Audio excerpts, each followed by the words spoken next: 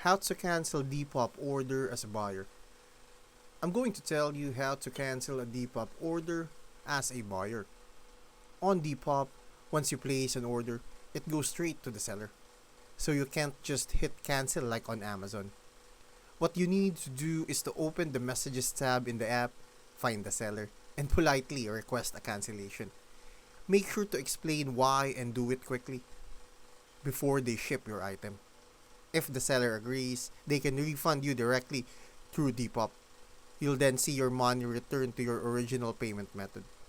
If the seller has already shipped the order, cancellation isn't possible anymore, and you'll need to go through the normal return or dispute process. So the key is acting fast. Message the seller right away, confirm they haven't shipped, and then let them handle the refund. That's how you cancel an order on Depop as a buyer.